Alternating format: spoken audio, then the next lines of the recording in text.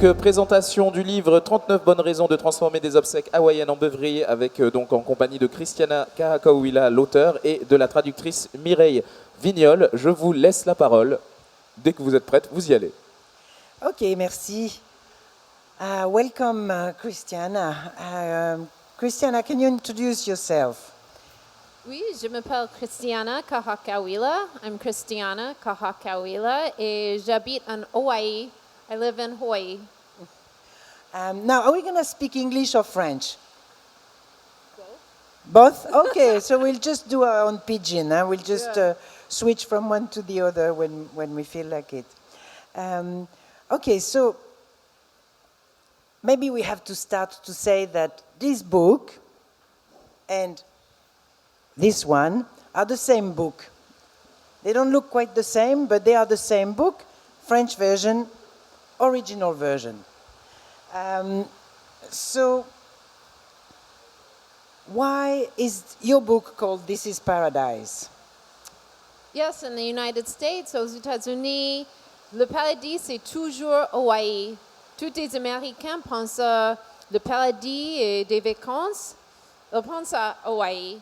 Donc, le titre This is Paradise, il a un effet aux Americans. It has an effect on Americans, but I think that's very different here. Well, this morning we had a class, right? And every time we ask a class of students, you know, what is paradise? What do they say? Tahiti. First they say heaven, you know, like up there. Heaven. Like this is literal, man. This is paradise right there. And then they say, oh, well, Tahiti. Yeah. So just to explain that there are 6 short stories, and we actually took the title of another short story for the French edition because we felt that it was a catchier title. Because paradise for the French is Tahiti and not Hawaii, and we wanted people to be aware that it was in Hawaii. So in French, it becomes 39 bonnes raisons de transformer des obsèques hawaïennes en beuverie, and in English, 39 rules to make a Hawaiian funeral into a drinking game. Ok. Donc, ce titre, en fait, il nous a bien servi en français parce que les gens sont intrigués, que tout de suite on sait que ça se passe à Hawaï et que donc c'est un titre qui a, je trouve, bien marché. Mais bon, on n'a pas parlé de la couverture aussi quand même jusqu'à maintenant, et c'est une couverture qui est tellement belle que ça vaut le coup de le remarquer.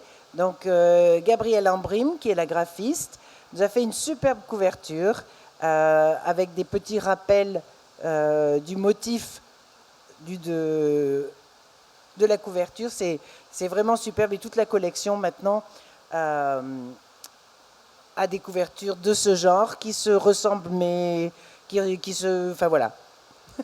Regardez vous-même, c'est vraiment très très chouette. Kristiana, je ne suis pas à la bonne page. Okay. Ce que j'aimerais te demander, c'est peut-être de lire, tu m'as dit avant que la nouvelle 39 bonnes raisons est la plus personnelle pour toi. Donc toi, tu as grandi en Californie, donc ton héritage est à Hawaï, mais tu as toujours tu es toujours retourné à Hawaï. Donc dans cette nouvelle, tu fais une liste en fait donc c'est bonne raison de transformer des obsèques hawaïennes en beuverie. Mais en fait, donc ça, c'est quand tu vas aux funérailles de ta grand-mère à partir de la Californie et que tu constates tout ça. Donc on va lire en français et en anglais. Donc, start in English, maybe? Yeah. Donc juste un petit extrait pour vous donner une idée de... 39 rules for making a Hawaiian funeral into a drinking game. 1. Take a drink each time the Haole pastor says hell. Take a drink. 2. Take a drink each time he asks if anybody in the room wants to go there. 3. Take a drink each time he looks at one of your uncles when he says this. 4. Take a drink because cane was burning next to Kaumuali'i Highway on the drive from Kekaha to Poipu, and the hot scent reminded you of your grandmother's house with its upright piano, rattan furniture, and that deep cement sink in the washroom where laundry was scrubbed, and sometimes babies too. In the family room, you and your older cousins used to jostle each other, each of you hoping to be the one who got to sit on Grandma's lap in her high-backed butterfly chair. 1 year ago, you moved to Honolulu from Los Angeles just to be closer to her, and now she's gone. 39 bonnes raisons de transformer des obsèques hawaïennes en beuverie. 1. Bois un coup chaque fois que le pasteur Aole prononce le mot enfer. 2. Bois un coup chaque fois qu'il demande si quelqu'un dans la salle veut y aller. 3. Bois un coup chaque fois qu'il regarde un de tes oncles en le disant. 4. Bois un coup car on brûlait la canne à sucre près du Kaumuali'i Highway de Kekaha à Poipu et l'odeur de chaud t'a rappelé la maison de ta grand-mère avec son piano droit, ses meubles en rotin et le profond évier en ciment de la buanderie où on lessivait le linge et aussi, à l'occasion, quelques bébés. Dans le séjour, tu chahutais avec tes cousines plus grandes, chacune convoitant de s'asseoir sur les genoux de mamie dans son haut fauteuil papillon. Il y a 1 an, tu es revenu de Los Angeles à Honolulu juste pour te rapprocher d'elle et maintenant, elle n'est plus. So tell us about that. Tell us about this experience, which was the closest to you. Yes, this is probably the story that has maybe the most nonfiction in it. I had moved back to Hawaii after graduate school, and I wanted to be there on my own terms and as an adult, and I knew my grandmother was ill and I wouldn't have much more time with her.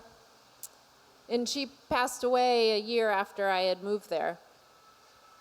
And the funeral was such a time, as funerals can be here as well, for celebration. It was a huge family reunion. But because I had grown up in California, far from Maui, even though we visited, it was a time that I felt like I didn't know what my place would be within the family. And did I really belong here, especially now that she was gone? But my family, I don't think, felt that way. And so the story is very much this kind of feeling of this young person trying to understand if they have a home here or not. In real life, when the funeral was over, I got back to Honolulu where I was living, and I wrote an email to a friend who I knew would kind of understand this feeling. And I wrote it as a list, and I numbered the list. And I got to the end and I hit send and I thought, oh my gosh, I think I just wrote a story and I think it's going to be the first book or the first story in a whole collection. So that was kind of the very beginning of this whole book. In the first novel, in the first short story, This is Paradise, you have three groups of women who are discussing the same event. And one thing that was very interesting for me as the translator was that you were always saying we. It's interesting because we've been talking about the nous, the we, us, a lot in this salon, and it's actually the writing here that is we. And the corrector, when she read it, she said it's a bit strange, it's always we're doing this, we're doing that, and I went, yeah, it's actually on purpose. That's the way it is. So I'll just read you a little excerpt from this, in French actually.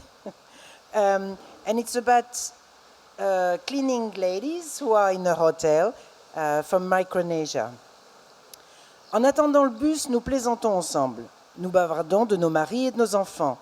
Les petits, on ne les voit pas grandir. Ils changent d'école, changent d'amis, changent de vêtements à toute vitesse. Les plus jeunes parlent déjà anglais mieux que nous et les aînés envisagent d'aller à l'université. Nous sommes fiers d'eux, fiers d'elles, inquiètes aussi. Nous voulons les voir partir, nous voulons les garder à la maison pour nous faire aider.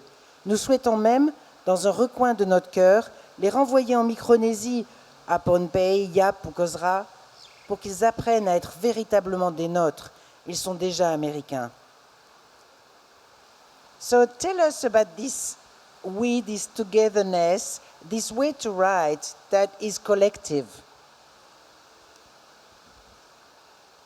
I used to live in Waikiki. I don't live there anymore, but Waikiki is a really, of course, a central place for tourism and for visitors. And so often Hawaii is told from the perspective of people who are not from there, who are just visiting. And I wanted to reverse that and think of who gets to do the looking and who gets to do the watching, whose gaze it is that's front and center. But it didn't feel quite right to have it just be one person or one woman in that story.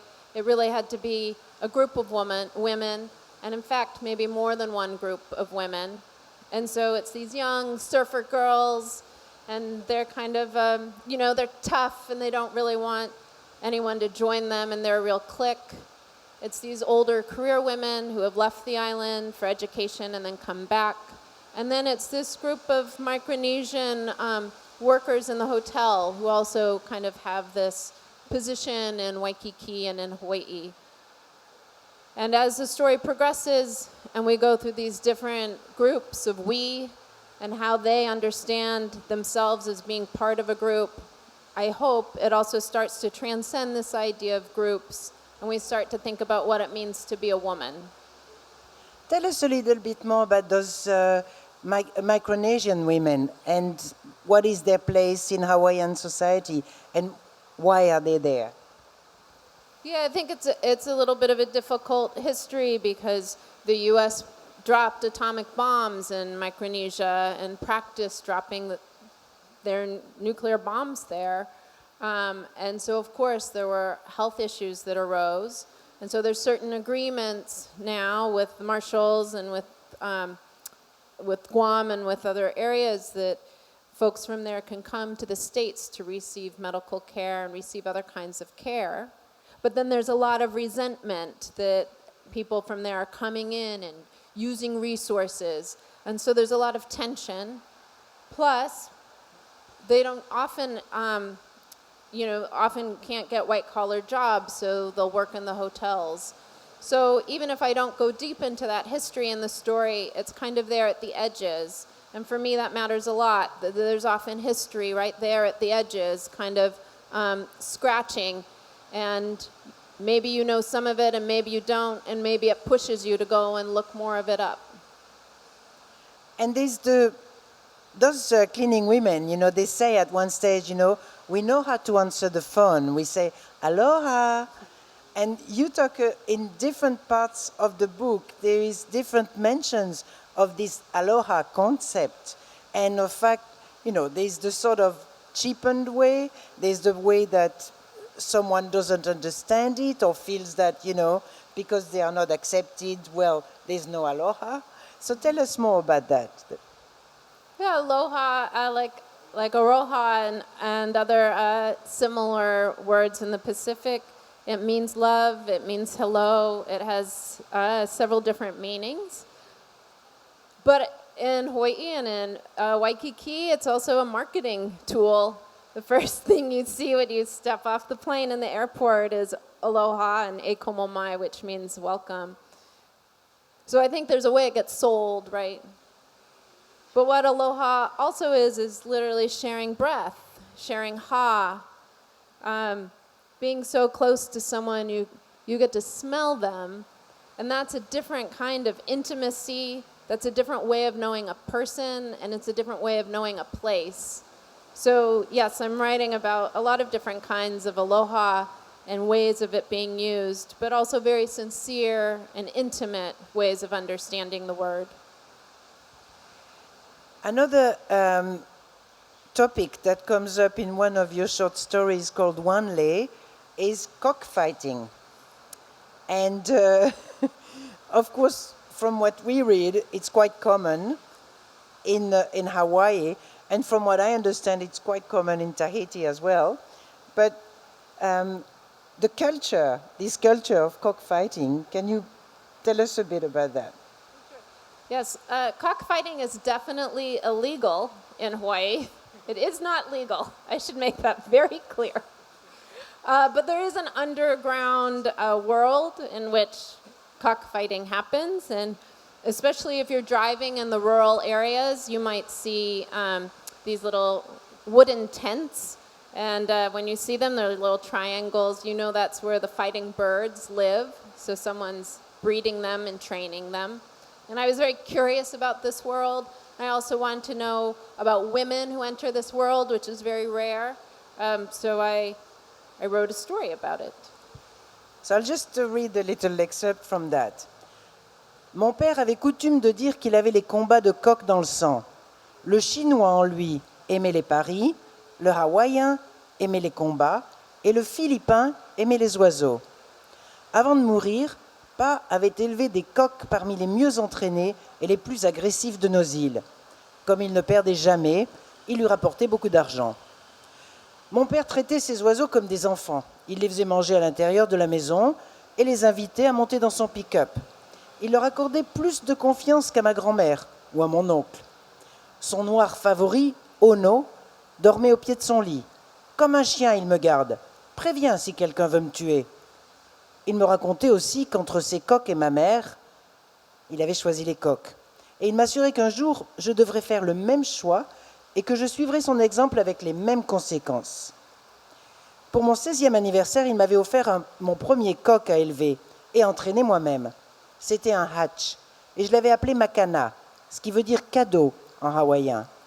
Mon père me montrait comment tenir ses pattes et son bec pour qu'il n'attaque pas et comment fredonner pour le calmer. « Pa, tu crois que je serai aussi bonne comme toi ?» Je lui avais demandé ça un jour dans la cour. À l'époque, je parlais pidgin sans y réfléchir, sans me soucier des personnes à qui je m'adressais, y compris les professeurs à l'école. J'avais la même approche que mon père avec les mots. Autrement dit, je ne leur accordais aucune valeur. So this is a story about a girl who is a cockfighter and who speaks pidgin. And pidgin is like a character in your book. Why is that? So there's Olelo Hawaii. There's the Hawaiian language, which was spoken before European contact. And then after European contact, the missionary descendants create cane plantations in Hawaii. And these plantations are carceral, are essentially prison landscapes. And they start to import workers. Japan, China, Portugal, the Philippines. And these workers have to find a way to communicate. And so they create a Creole language. And that's what we call pidgin. And it's still what local folks speak to one another. It's certainly what's spoken far more often than Olelo Hawaii. And so, yeah, it had to be a character in my book because it's what I grew up hearing and it's what my family speaks. And it's one of the languages that I associate with Hawaii. So we'll have a discussion tomorrow about the translation of this pidgin into French, because of course it was a bit tricky, wasn't it? Maybe I can just say a quick word about it now, but basically the last thing I wanted to do was to sort of translate it into standard French or a French that is very smooth and nice, but doesn't convey the beauty of the pidgin, because it's a very colorful language. And so what happens is that I could have used a Creole, but there's no Creole in the Pacific except one in New Caledonia, very limited, and also very far in a linguistic way from Hawaii. So basically, the idea was to create a language that would sound different to the standard French, that would keep the Hawaiian-ness of it, but that at the same time would be comprehensible in French, of course, but different. And so I thought, well, maybe there is the Tahiti French. So that would be a good idea, that would sound good, except I don't live in Tahiti. I don't have the ear for it. And so I asked Chantal Spitz, if she could work with me on those passages in Pidgin. So I won't go into much details because tomorrow at 5 p.m. we will be talking about that, Chantal, Kristiana and I.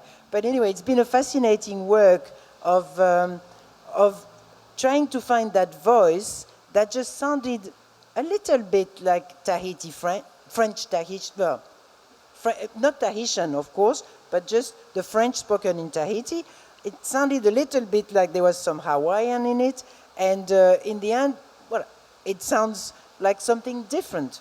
But it's been, the really weirder thing is that I've just finished translating another book from Hawaii, and it's a detective story, and it has some pidgin in it, but it's like it's not a character in that book, and I just felt I can't translate it the same way. It doesn't work somehow. So I'm challenging myself in the way that I will approach pidgin this time. And so, I mean, that's just a quick parenthesis about translation, that every case is different, and every case needs to be approached differently. In terms of the short story called The Road to Hana, there is one of the things the kids told you is that there's a lot of animals in your story. But in this story, there's the dog. Do you think there's many animals in your stories?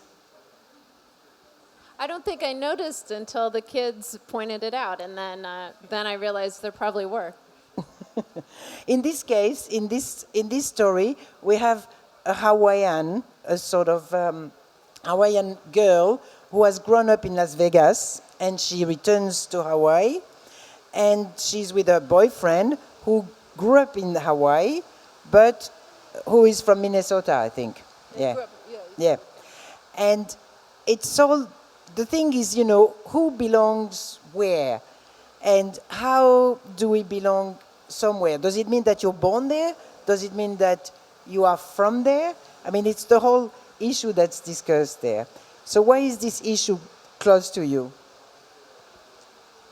Yeah, I think about belonging a lot, but I also think about what it means to be Kanaka Maoli, to be Native Hawaiian Dasush, and that is different than having lived in a place or even been born in a place or even had parents or grandparents born in that place. And so I wanted to negotiate that in my story. But maybe I'll go back one moment, because there's this moment you read from Wanlei, which is a different story. And it's about the cockfighting, and it's this sentence. My dad used to say cockfighting was in his blood. The Chinese in him liked betting, the Hawaiian liked fighting, and the Filipino liked birds. It's this moment of obviously like stereotyping and kind of broad sweeps.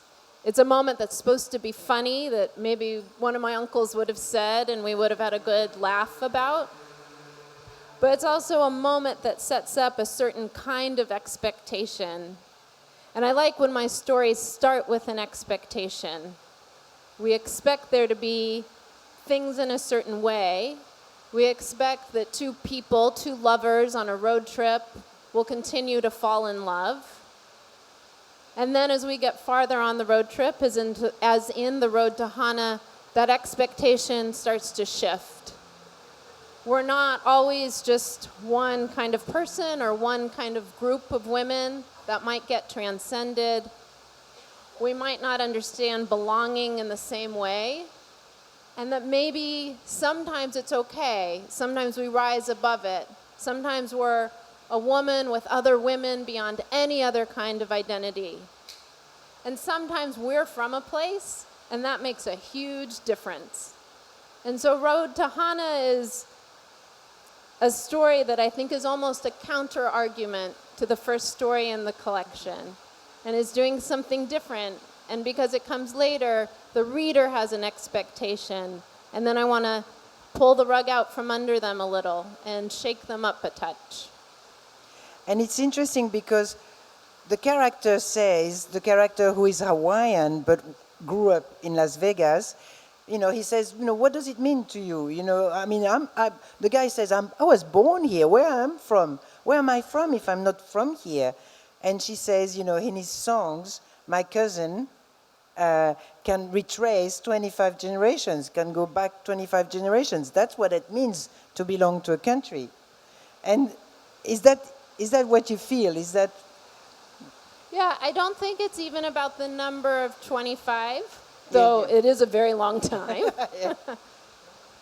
I think it's about the fact that if you're Hawaiian, you really believe that we came from the earth. We came from the Aina. That is who our ancestors are. And once you have that belief, your relationship with Hawaii is completely different.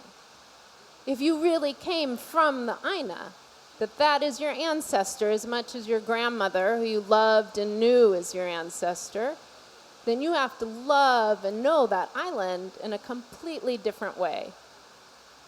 And so I think that's getting closer to my understanding of what it means to be from a place or native to a place. I think, finally, I'd like to ask you about, it's your first time in Tahiti. Mm-hmm. So this, to me, this is so Polynesian. Your stories, there is that really Polynesian spirit going through it. So how do you feel here? Does it feel, how close to home does it feel to be here? It feels very similar. There's moments of language that I recognize because it's so close to Hawaiian. There's ways of greeting.